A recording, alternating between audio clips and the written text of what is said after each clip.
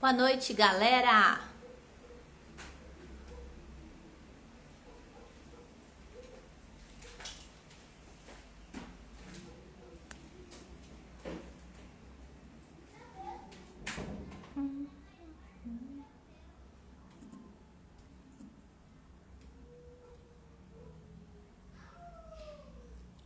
Hello, pessoal! Estamos chegando!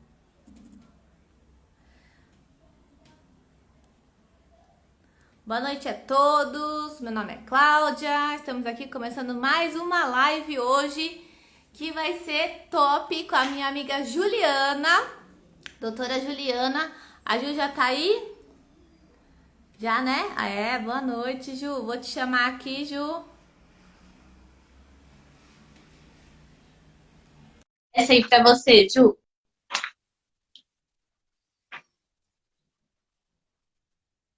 Boa noite, pessoal. Vamos falar hoje um pouquinho sobre inventário extrajudicial e sobre Oi! Olá, tudo bem, Ju? Tudo bem? Bem-vinda! E Obrigada! aí? Seja bem-vinda aqui ao meu Instagram, Dica de Cartório. Nós vamos juntar hoje a Dica de Cartório com a Dica da Advogada, né? E vamos aí dar informação para essa galera. Estamos aqui véspera de Natal, mas por incrível que pareça, essa semana foi a semana que eu mais recebi ligação para saber sobre inventário. Olha só, porque o pessoal tá louco para terminar o ano tudo certinho, né? E um detalhe, Ju, no começo do ano muda as tabelas de cartório, então o pessoal quer resolver logo isso, certo? Ô, Certo. Ju, Diga! eu vou mandar uns aviõezinhos aqui para os meus colegas. Enquanto isso, a tela é toda sua, se apresenta aí para a galera, que já já a gente vai começar a falar do nosso assunto. Eu sou Juliana Calegaro, sou especialista em direito previdenciário, sou conhecida como a rainha do planejamento previdenciário. Por que isso? Porque desde a reforma da Previdência, nós passamos a observar a necessidade do planejamento. E mais ainda, no momento que as pessoas se planejam, elas conseguem investir no INSS, elas conseguem observar que INSS é um investimento. Sabes que as pessoas podem sair do 0 ao 1 milhão com a Previdência Pública? E o planejamento previdenciário, ele traz isso. E eu observo, Claudinha, que o inventário extrajudicial também, ele é um investimento para as pessoas. Com certeza. De dinheiro, um investimento de tempo. Porque hoje, o que a gente procura? Lá no nosso escritório, a gente procura para as pessoas, para os nossos clientes, que eles saiam do judicial. Quanto mais for possível que as pessoas elas passem para o extrajudicial, é a melhor coisa. Isso a gente pode fazer com o INSS e com o inventário, que hoje a gente tem uma super especialista para falar sobre isso. Ju, adorei. Eu vi outro dia que você fez uma live sobre isso com a Bruna, né? Eu achei legal porque a maioria das pessoas, os dois assuntos que a gente vai falar agora, as pessoas têm pensamentos negativos sobre isso. E a nossa função aqui é que isso se torne uma coisa leve. Por quê? O momento já é chato, né? Vamos falar a verdade. Falar de morte não é nada legal. Mas é a única coisa que a gente sabe que vai acontecer com todo mundo. E a gente está aqui para o quê? Prevenir problemas. Né?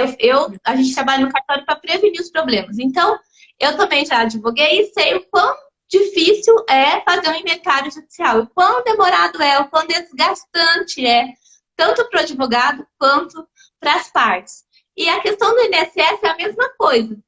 Porque a gente tem o INSS como aquele negócio que vai prejudicar a pessoa. Poxa, paga a vida toda e eu vou me aposentar só com isso. Só que a Juliana, que está aqui com a gente, ela é especialista em mostrar o reverso para você. Ela vai mostrar para você como que você pode ter o INSS ao seu favor e não contra você. Porque acontece, Ju, a maioria das pessoas ouvem falar Ninguém realmente mostra de fato como que funcionam as coisas. Por isso, muito importante você contratar um advogado especialista naquele assunto que você precisa resolver. A gente estava falando sobre isso, né? Eu mesmo fazia isso. Muitas pessoas me procuravam para fazer coisas que não sabia fazer, ou seja, não era a minha rotina. Eu poderia ganhar dinheiro, mas eu ia perder tempo, eu tinha que parar para estudar, fazer aquilo. Então, o que eu fazia? Eu já passava aquele cliente para um amigo meu que tinha especialidade naquela área e já resolvia logo o problema. Você pensa assim também, Ju? Eu penso. Ali no escritório nós pensamos assim. Eu sou especialista em direito previdenciário, especialista em direito trabalhista também. Porque o direito trabalhista e o direito previdenciário, eles são muito ali. Tudo que a gente ganha numa reclamatória trabalhista para o cliente, isso faz a diferença no valor do benefício para as pessoas. Então, é muito importante nós aliarmos e termos conhecimento disso. Então, eu fiz especialização nas duas. Além disso, eu fiz vários cursos, várias mentorias nessas áreas também. E a minha sócia, ela é especialista em direito de família. Eu também sei muito de direito de família, porque foi meu primeiro estágio. Legal. Então, é uma área que eu sei bastante. Não fiz especialização na área mesmo, ela sim. Ela também é especialista em direito militar. Então, nós temos o administrativo e a família, e agora nós estamos fazendo especialização em holding familiar também para o escritório. Então, isso é outra coisa bem legal. É, muito legal, muito importante. E é isso, né, Claudinha? A gente está procurando cada vez mais buscar o material, buscar conteúdo, trazer informação para as pessoas para sair do judicial. Porque as pessoas, elas perdem tempo, e tempo é dinheiro. Tempo é dinheiro, né? Sim. Exatamente. Deixa eu só te falar uma dica aqui, pessoal. Olha só. Desculpa te cortar, é que fica às vezes um delay, né? A gente começa a falar junto. Mas só para a gente ser mais objetiva e o pessoal entender do que a gente está falando. Vamos falar aqui. Vou pôr um tema aqui para a gente falar. Como economizar dinheiro no inventário e ganhar com o INSS. Pronto. Tenta fixar esse tema aí, Ju. Consegue? Deixa eu ver se eu consigo fixar ele. Vou tentar. Fixar e comentar. Pronto, coloquei aí. Conseguiu? Ah, então tá. Pronto. Então vamos lá. Começando. O inventário extrajudicial, quais as vantagens? Primeiro, tem alguns requisitos, certo? Não pode ter herdeiros menores ou incapazes. Tem que ser consensual. De regra, o falecido não pode ter deixado testamento, certo? E tem que ter a presença do advogado também. Muitas pessoas ligam no cartório achando que não precisa ter advogado, mas é essencial. E, repito, advogado especialista em direito de família e sucessões, porque ele não vai só assinar, não, gente. Pelo menos se vier fazer comigo, deu uma travadinha ainda da Ju, se vier fazer comigo, ele não vai só assinar, não. Ele vai trabalhar também, ele vai fazer a partilha comigo, ele vai conferir valores, ele vai fazer a declaração do imposto, ok? Pessoal, dá um feedback aqui para nós. Tá travada a tela para vocês? Vocês estão ouvindo? Tô vendo que o vídeo da Ju travou um pouquinho.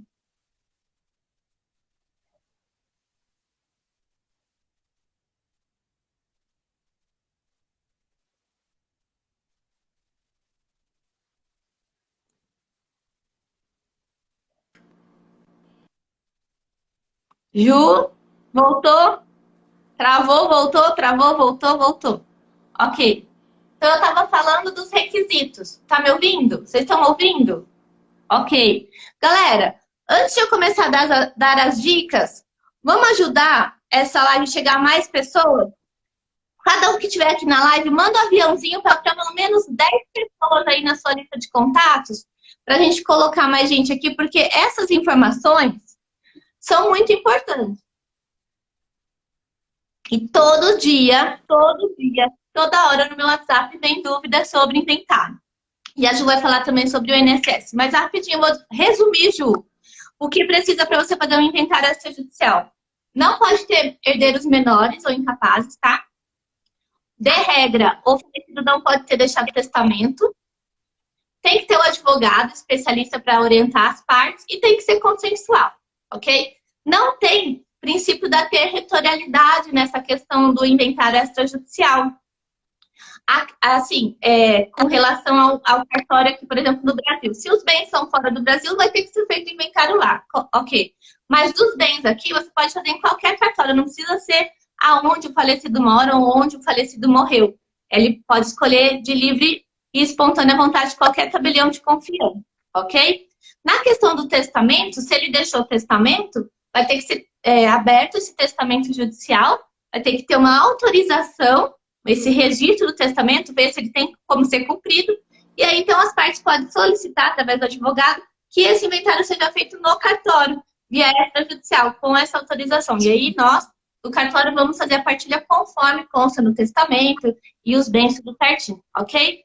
Agora, o pavor, assim, ó, eu falo que é o Halloween do inventário, é o ITCMD, que é o Imposto de Transmissão Causa-Morte, né? Aqui em São Paulo, a alíquota é 4%, mas existe um projeto de lei aí que vai ser progressivo, como já é em alguns estados. Então, de 4% a 8%. Olha só, você falece, além, né, de você ter esse trabalho de ter que fazer o inventário, ainda tem que pagar mais imposto, né? As pessoas falam, além de morrer, ainda tem que pagar. Tem que pagar para morrer também.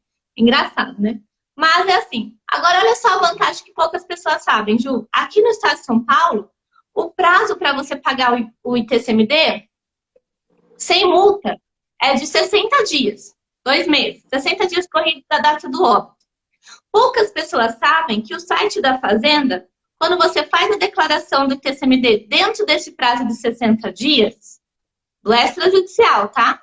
Você ganha um desconto no imposto de 5%. Pouquíssimas pessoas sabem disso.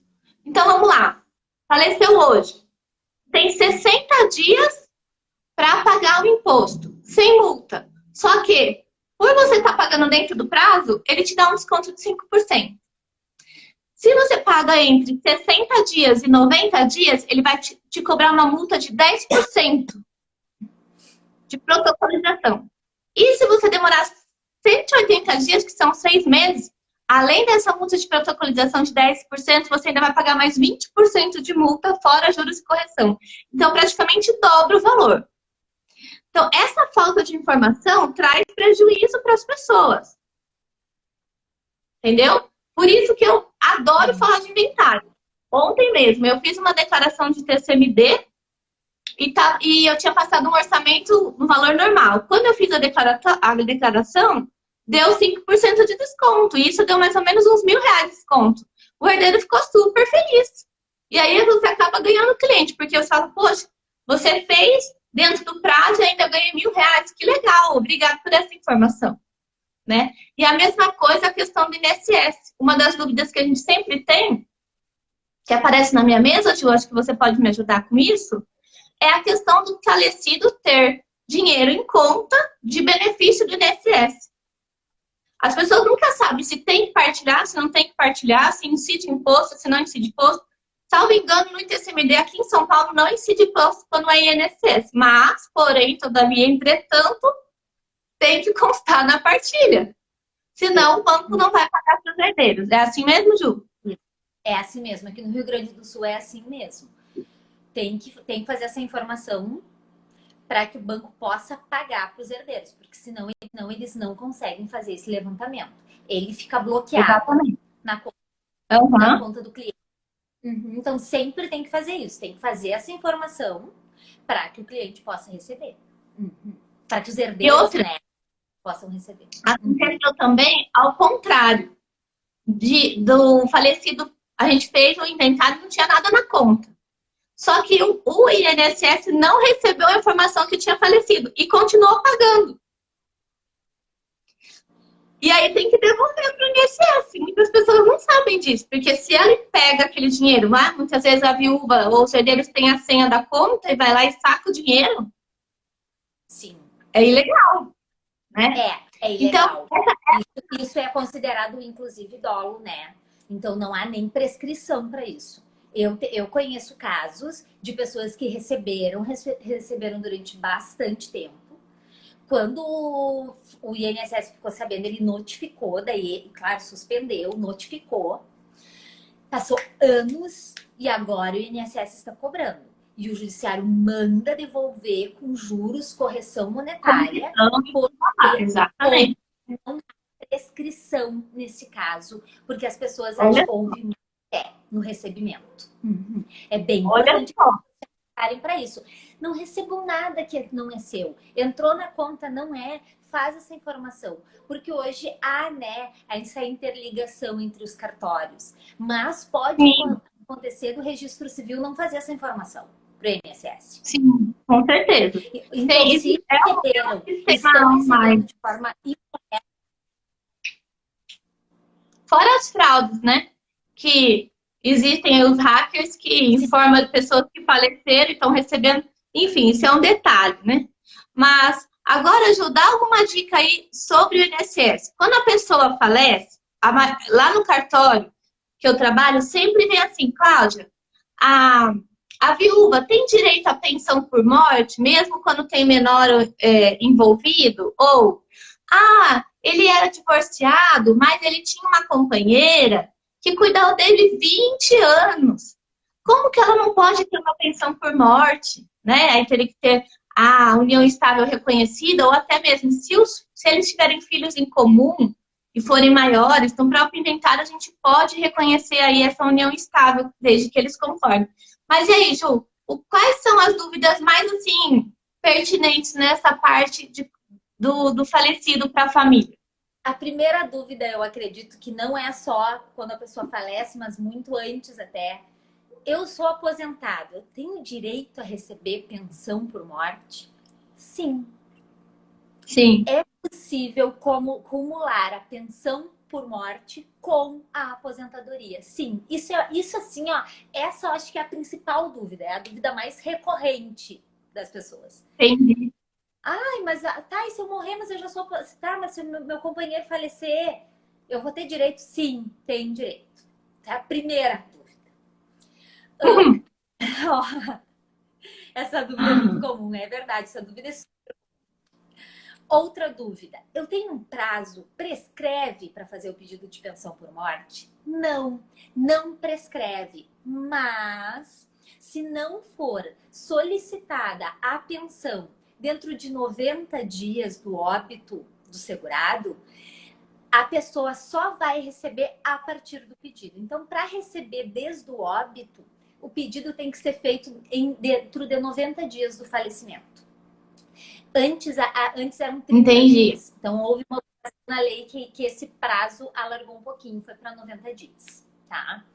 Quem tem direito à pensão por morte?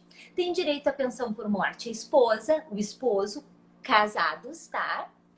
A companheira e o companheiro, eles têm direito à pensão por morte. E eles têm direito à pensão por morte... daí tem alguns períodos a mais, mas se estiverem casados há mais de 2 anos, tem direito a um prazo maior. Quem for casado há menos de 2 anos tem direito a 4 meses apenas. Isso foi uma alteração que veio com a lei agora, tá? E outra alteração é a questão do tempo que o segurado contribuía. Se contribuiu por 1 ano e 8 meses, agora se não me falha a memória. 18 meses, dá 1 ano e meio, né? 18 meses, também, daí até 4 meses só. Mas caso contrário, é mais tempo. Daí tem toda uma tabela ali de tempo, tá? Mas eu acho que em primeiras dúvidas é essa. Recebo aposentadoria? Tenho direito à pensão? Sim, tem direito à pensão mesmo quem recebe. Então pode acumular. O casal se separou, tá? E o marido ou a esposa paga pensão alimentícia para a pessoa, para o outro cônjuge, o ex-cônjuge. Também tem direito à pensão, tá? Interessante. Isso. Melhorando Os aqui, viu? filhos até os 20 anos. Entendi. Então, os filhos até os 21 anos também têm direito à pensão. Ah, então, ok. O que mais que eu ia perguntar? Ah, aconteceu essa semana no cartório de um inventário que eu fiz, que estava no prazo, porque no próprio inventário nós reconhecemos a união estável, né, da companheira do falecido e eles tinham 3 filhos em comum.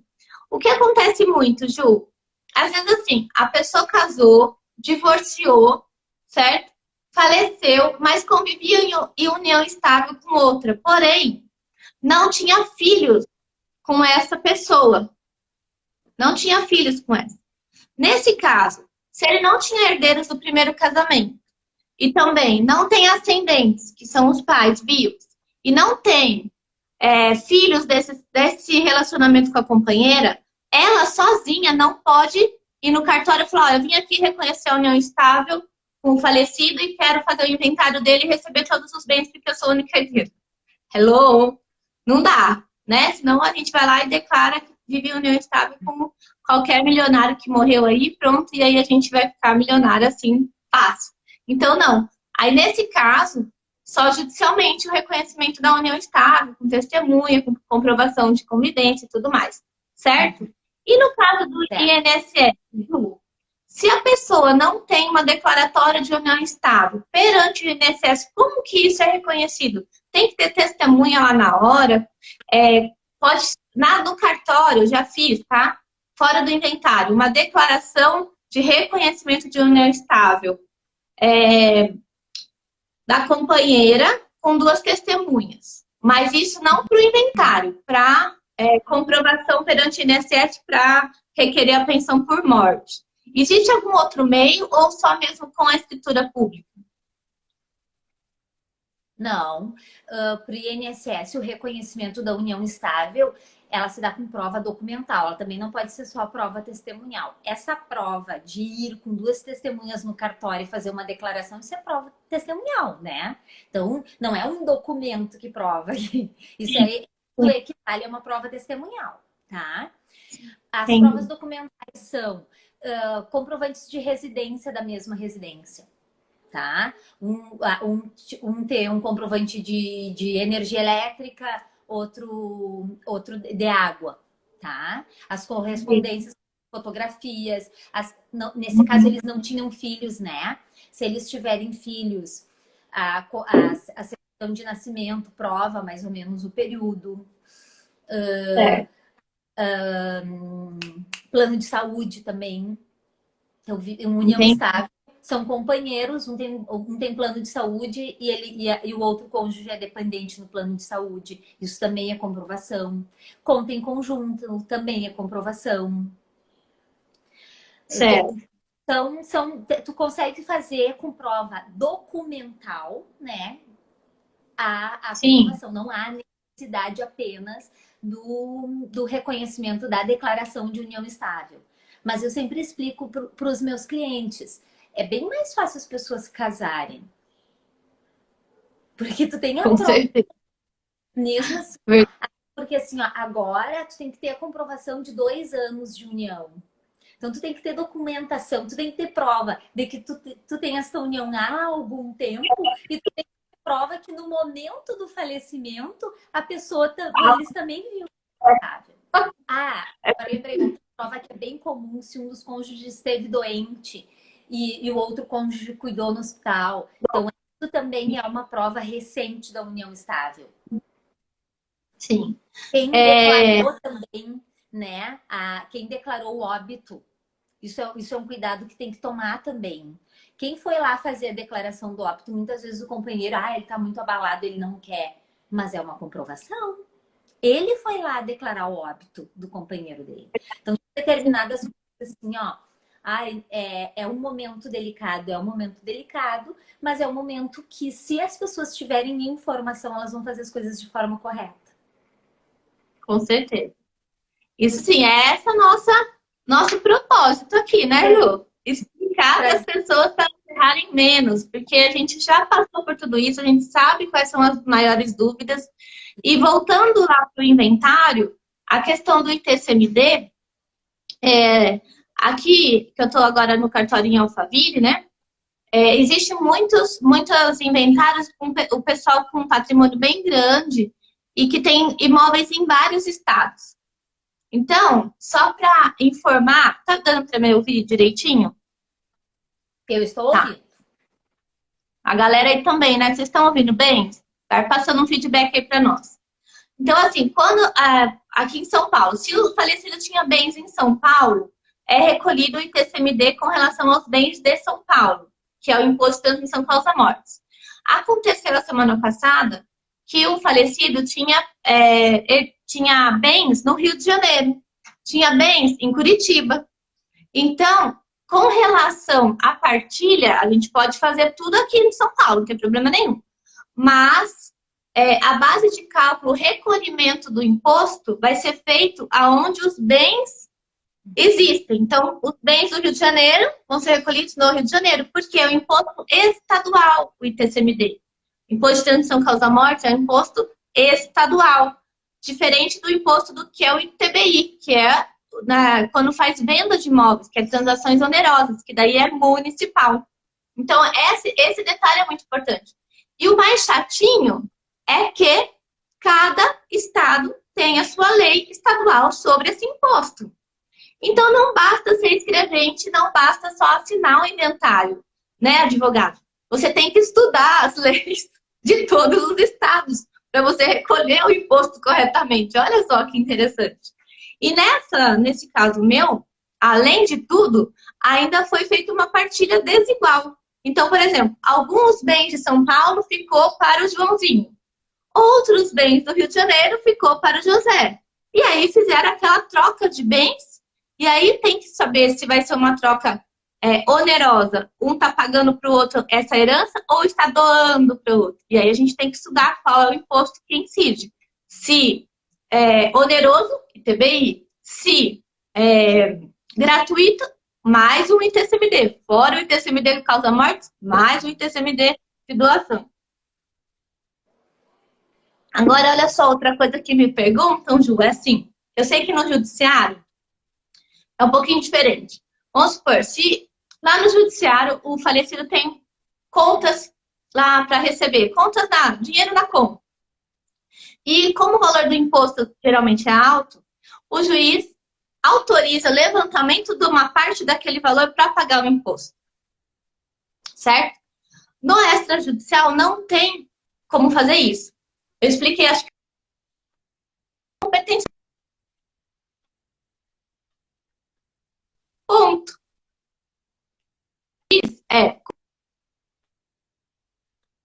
Pode analisar através das provas se cabe isso, se cabe aquilo. Ele pode ir para o TJ, para o STJ, para o STF. Nós não. Nós do cartório temos que fazer conforme a lei.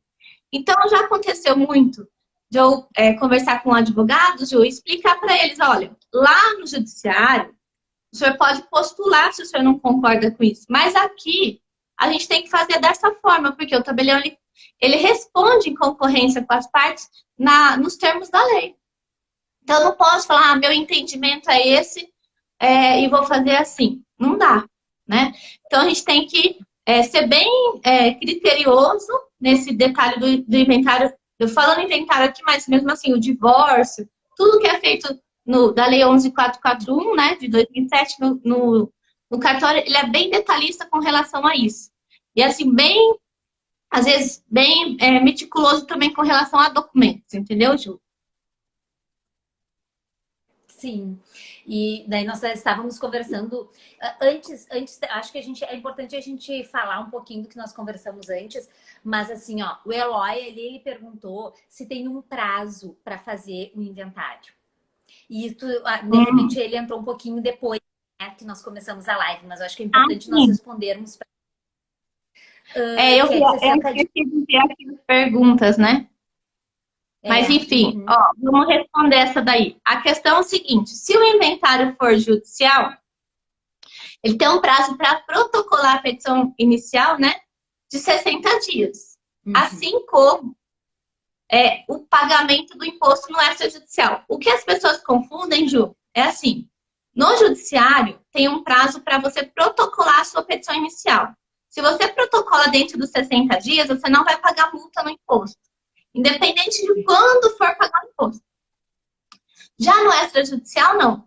Você tem que pagar o imposto até 60 dias e a lavratura da escritura não tem prazo. Ele pode pagar quando ele quiser. Entendeu? E também não adianta, assim, só entrar na declaração e declarar e não pagar a guia. Os 60 dias, ele conta, né? O pagamento conta do recolhimento da guia, não só da declaração feita lá no site. Não sei se ficou claro essa parte aí para você. Como é muito importante, né? Então, assim, ó, para fazer extrajudicial, as pessoas elas têm que ter essa consciência que elas têm que ter o valor para pagar o imposto. Porque muitas pessoas, muitas famílias não têm. E eles dependem da venda de um bem para poder fazer isso. Então, é fundamental que as pessoas tenham isso e procurem bons profissionais para que os profissionais instruam qual é o melhor procedimento. O procedimento de um inventário extrajudicial ele é muito mais rápido. Mas as pessoas elas precisam ter o dinheiro para pagar o ITCMD. Sim. O Luciano perguntou aqui, ó, como proceder ao inventário com uma pessoa interditada. Nesse caso, Luciano, é a mesma coisa de ser o incapaz. Interditado é o incapaz. Então, você vai ter que contratar um advogado e fazer este inventário judicialmente, porque tem que ter intervenção do Ministério Público para verificar toda a partilha, os valores e tudo mais. A Eneida perguntou também sobre os bens no exterior. A questão dos bens no exterior, a partilha tem que ser feita lá. Não tem como a gente partilhar no Brasil bens do exterior. Então, faz uma partilha aqui e aí depois faça uma sobrepartilha no país onde tem os bens do falecido lá. Outra coisa, Ju, que muita gente não sabe é o seguinte. Vamos supor, a pessoa fez o inventário há 10 anos atrás, tá? E nesse meio tempo, ela recebeu uma herança, um falecido, tá? Recebeu uma herança que ela nem sabia que existia. E agora quer entender esse bem e tem que fazer a sobrepartilha dessa herança que ele recebeu, por exemplo, dos pais. Então, mesmo que o inventário foi feito judicialmente, a sobrepartilha, dentro daqueles requisitos, não ter menores, não ter testamento, ser consensual e ter o advogado, pode ser feito no cartório. A sobrepartilha.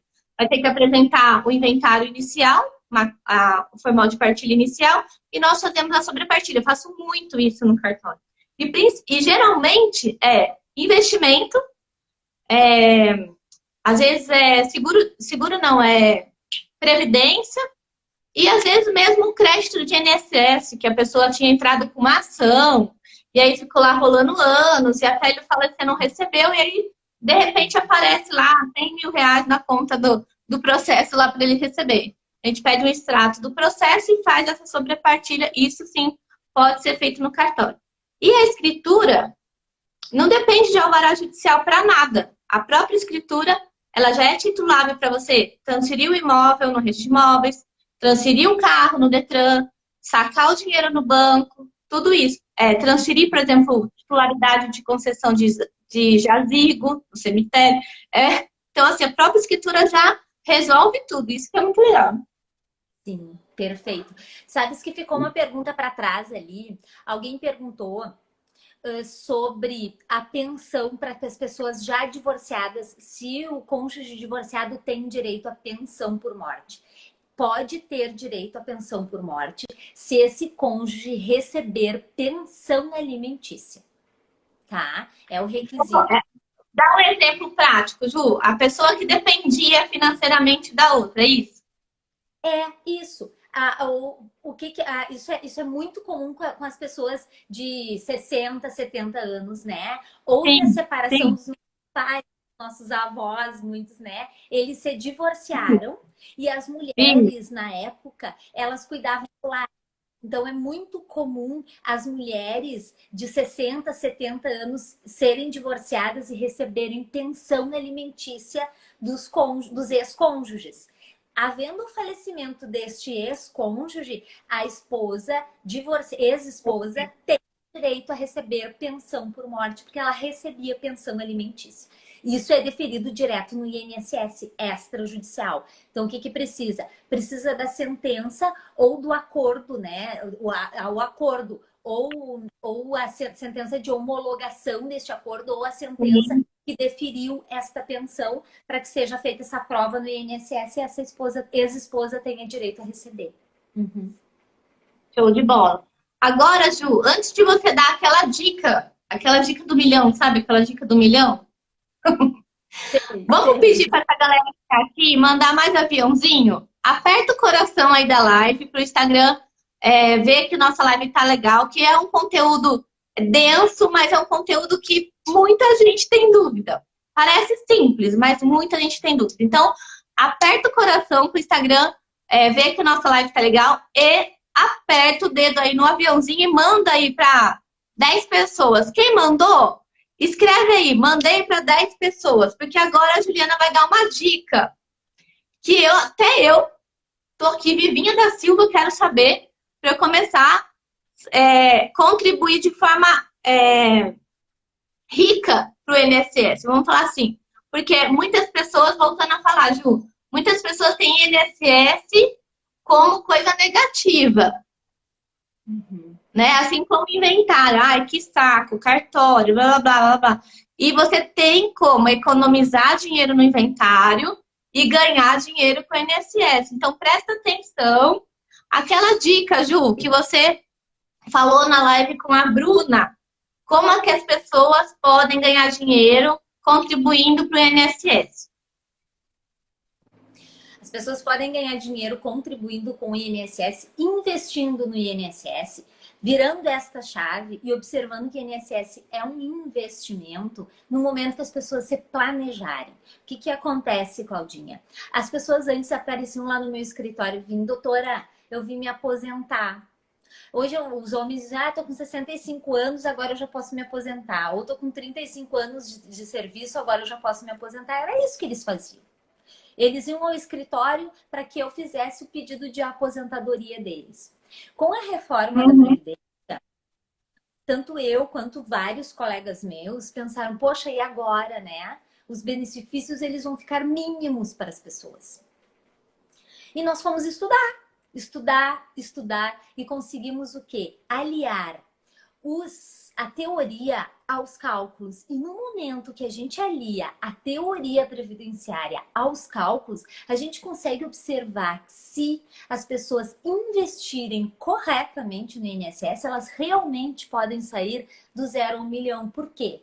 Porque se hoje, a primeira coisa que as pessoas têm que ter em mente, todas as pessoas que trabalham e recebem pelo seu trabalho, usando os termos bem simples para as pessoas conseguirem compreender. Eu sou empreendedora, eu sou advogada, sou empreendedora. Então, eu recebo pela prestação do meu serviço. Ao receber pela prestação do meu serviço, eu sou uma contribuinte obrigatória do INSS. E muitas pessoas acham que são apenas contribuintes obrigatórios aquelas pessoas que são CLT. Não! E a gente tem muito profissional liberal sem aposentadoria, sem previdência, não tem? Muito profissional que não se atenta com isso.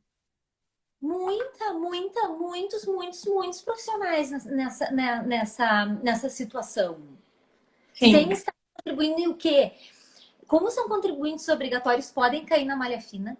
Podem pagar, então, esta contribuição com juros, multa e correção monetária, e as multas podem variar de 75% a 225%. Essas pessoas ainda podem responder por crime previdenciário e tributário. Caraca! Se as pessoas contribuírem de forma correta todo mês, que é como devem contribuir, eles vão deduzir todo mês da base do imposto de renda parte desta contribuição. Isso não é bom? Isso é excelente. Então, se contribuírem de forma correta, porque tem muitas pessoas que batem lá no escritório, mas eu trabalhei e não contribuí, eu tenho prova, eu posso contribuir de forma atrasada? Pode! Mas vai pagar juros, correção e multa. Então, se contribuir todo mês de forma correta, vai evitar tudo isso. Com certeza.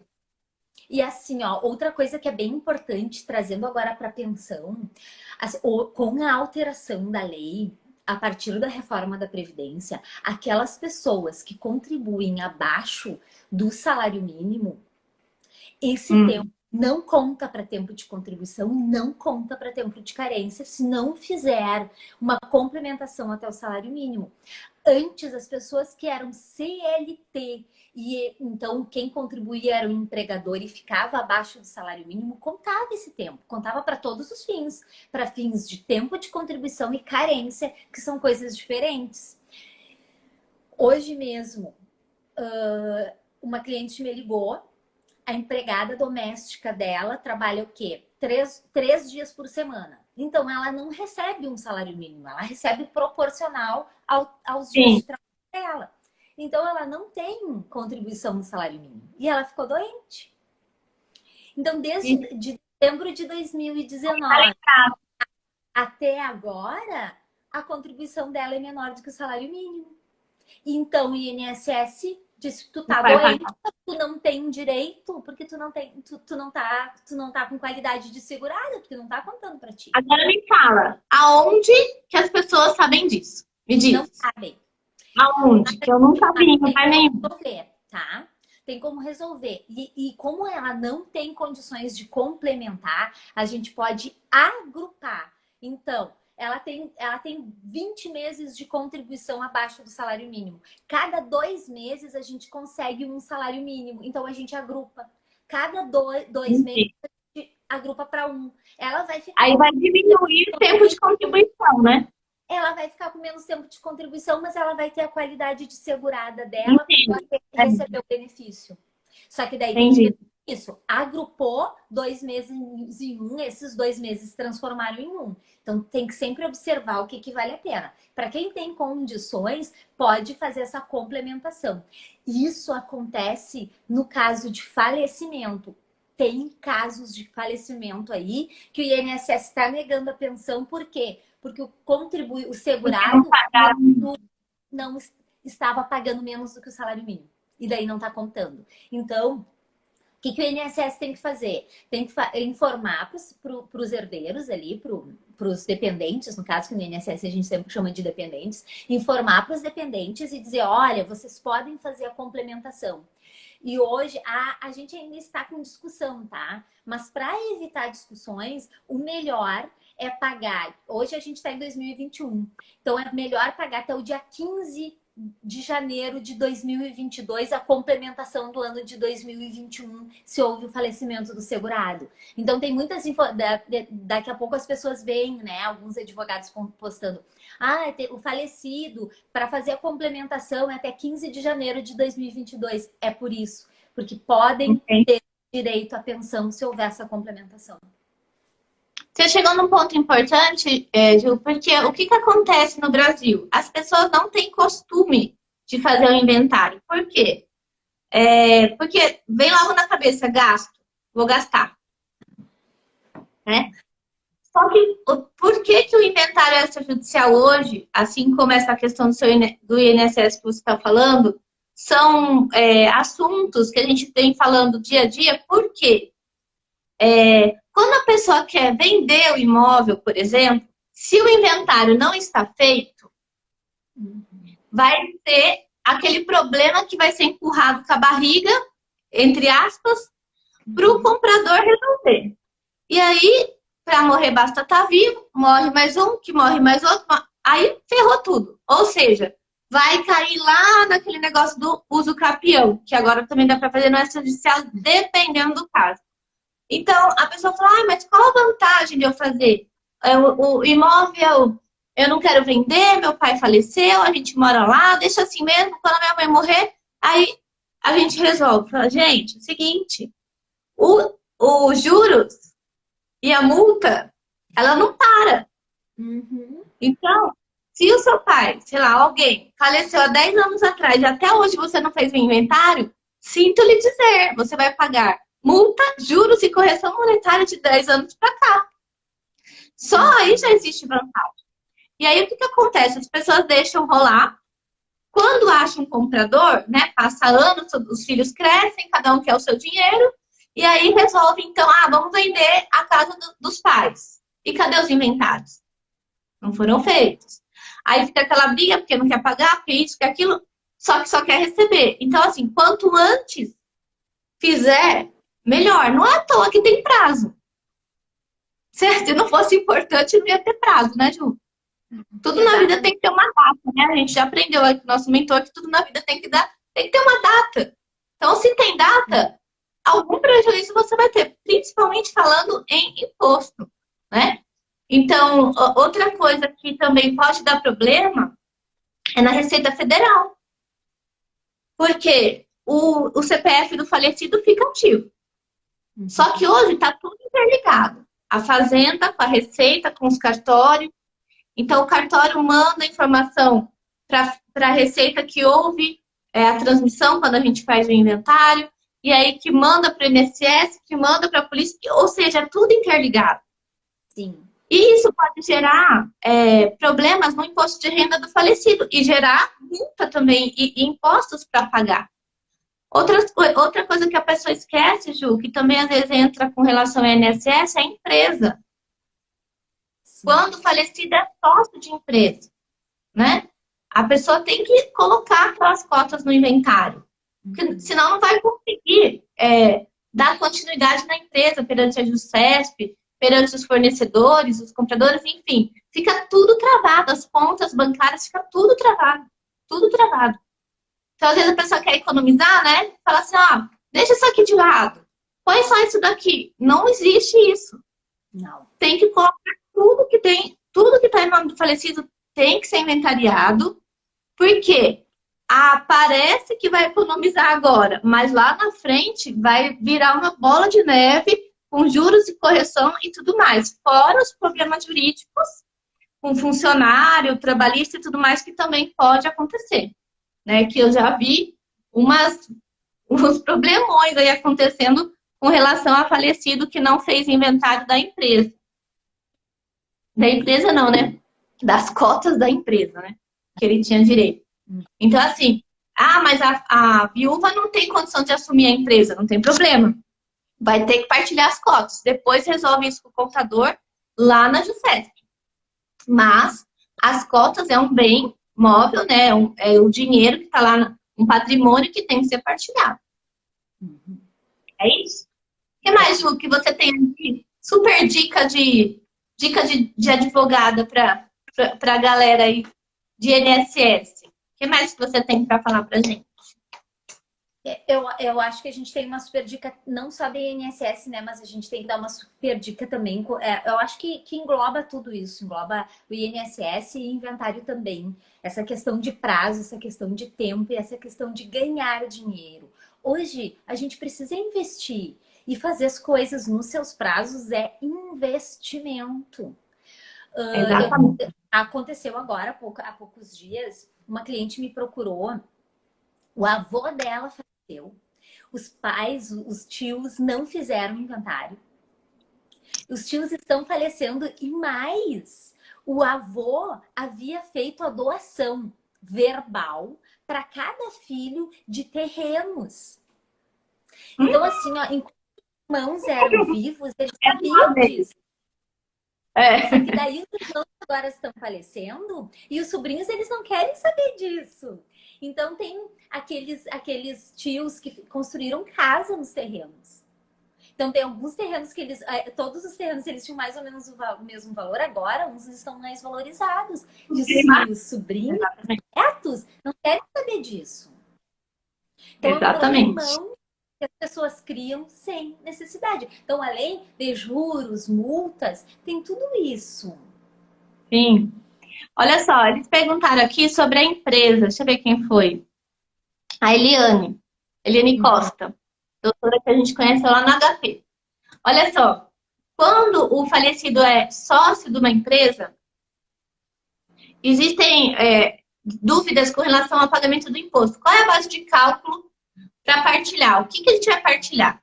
Então, assim, aqui no estado de São Paulo, a gente vai analisar o contrato social. Vai lá, a pessoa tinha 100 cotas, sei lá, 50 cotas.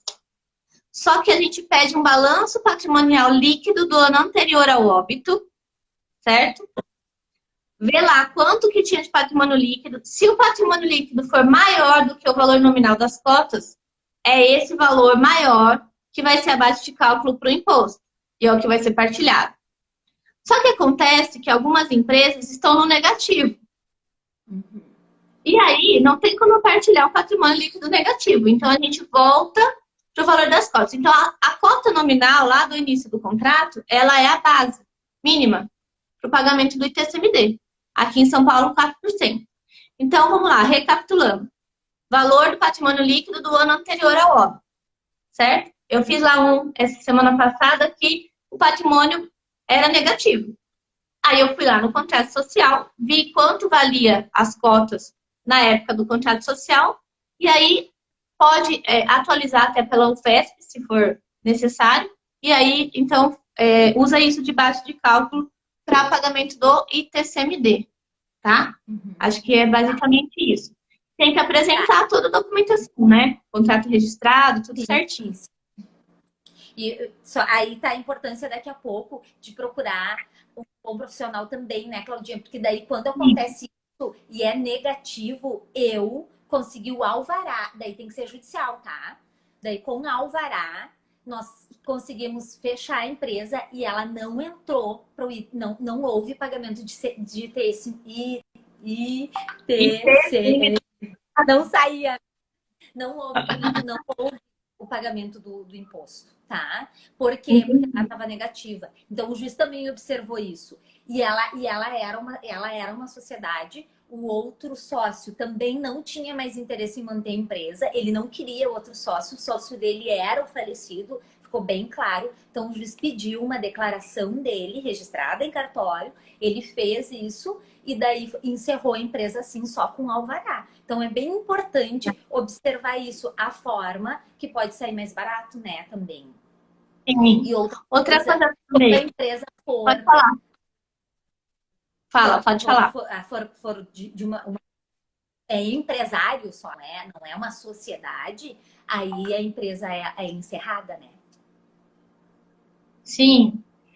Outra coisa também, Ju, que tem muita dúvida, por exemplo, quando a pessoa tinha muitos investimentos e o banco se nega a dar extrato bancário.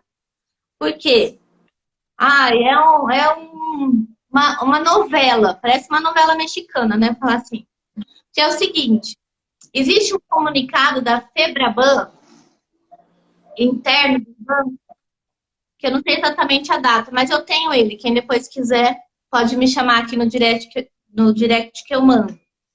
Que ele comunicou aos bancos assim, ó, em razão dos inventários extrajudiciais, é obrigatório, entre aspas, que o banco apresente para o herdeiro ou para o cônjuge sobrevivente, desde que comprove que né, o fornecimento de dados para o inventário extrajudicial. Porque no judiciário, o juiz fala assim, espere-se um ofício para informar no processo quanto tem naquela conta. E o tabelião, ele não tem esse poder de mandar, né? Igual o juiz manda.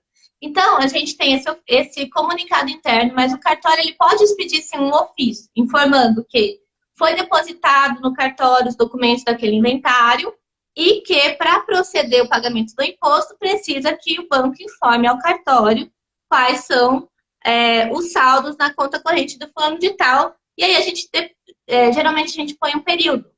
Geralmente, um mês antes do óbito e um pouquinho depois. Por quê, Ju?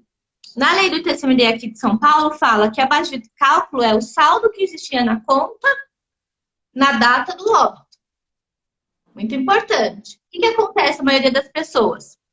Vamos lá. Desvendando os mistérios das contas correntes. A pessoa tem, às vezes, conta conjunta, né? Aí falece um dos cônjuges, o outro tem a senha, vai lá e saca tudo. Não vou inventariar isso aqui, não. Né?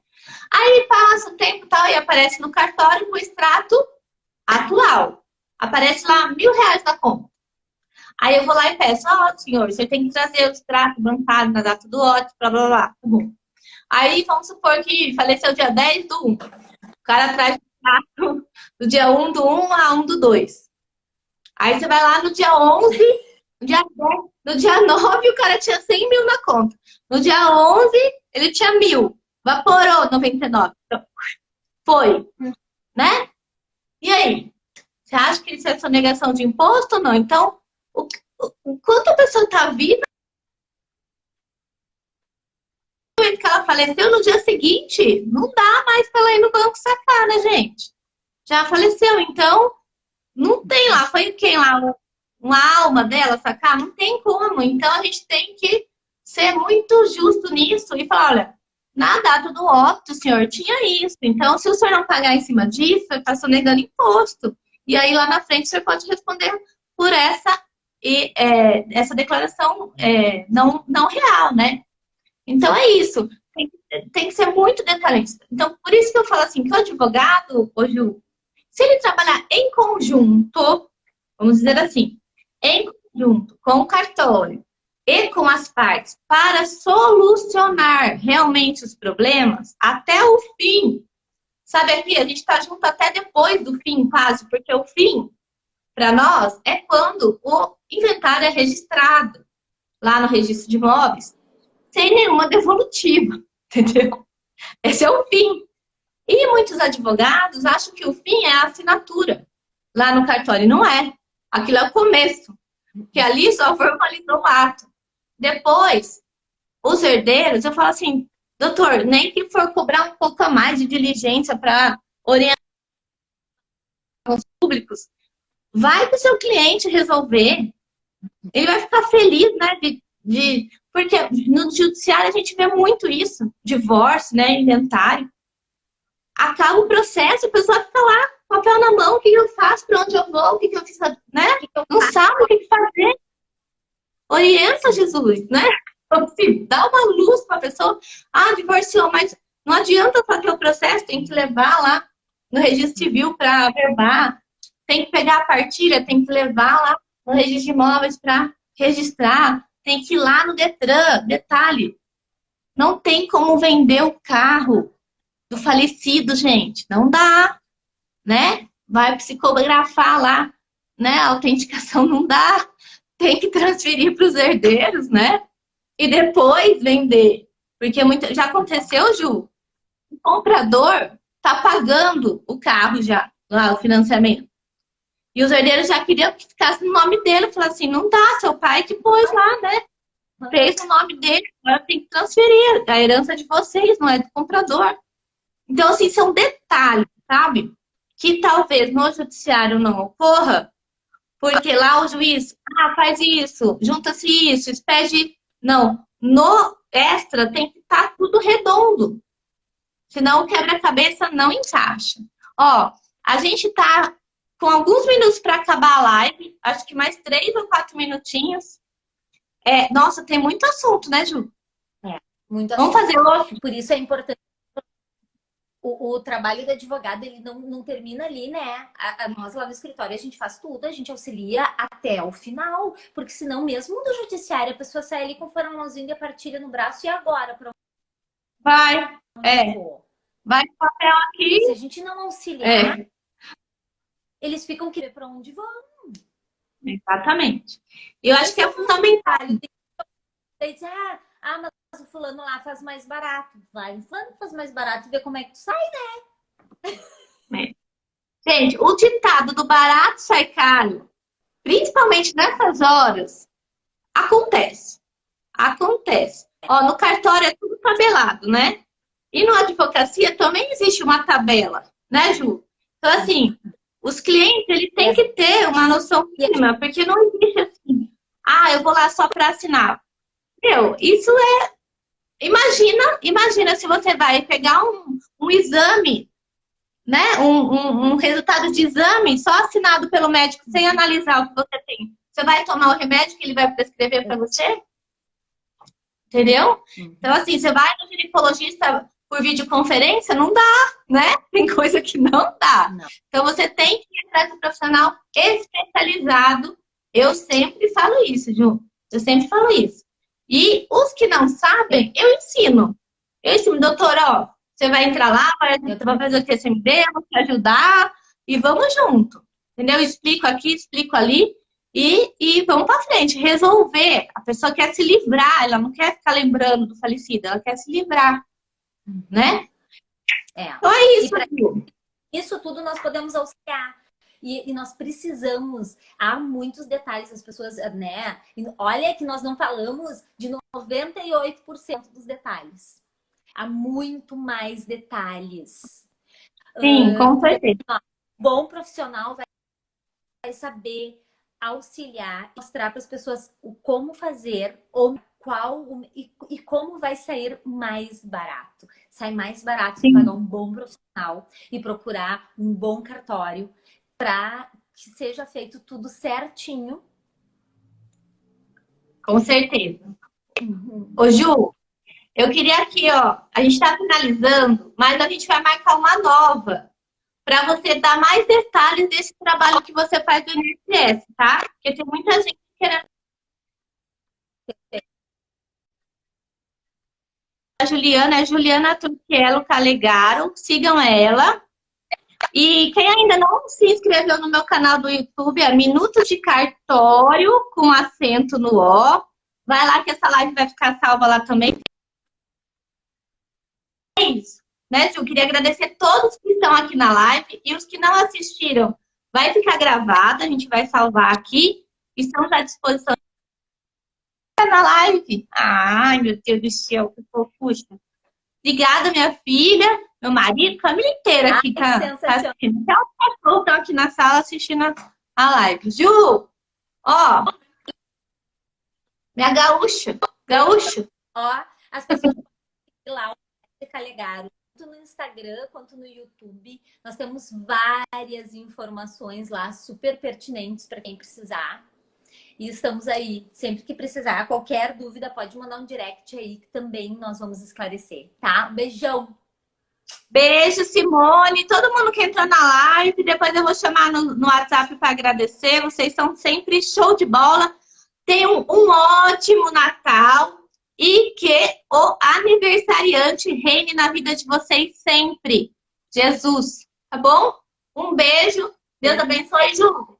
Vamos convidar, vamos combinar mais lives, tá bom? E Deus abençoe você e sua família. Obrigada por estar aqui com a gente, abrilhantando a nossa noite.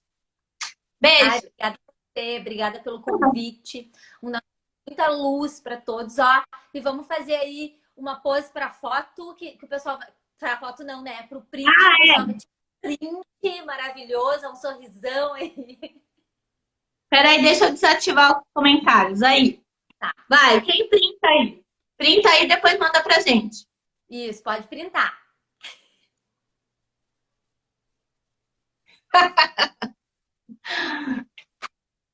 Sensacional! Beijo! Beijo! Tá com Deus. Tchau, gente. Também. Bom Natal!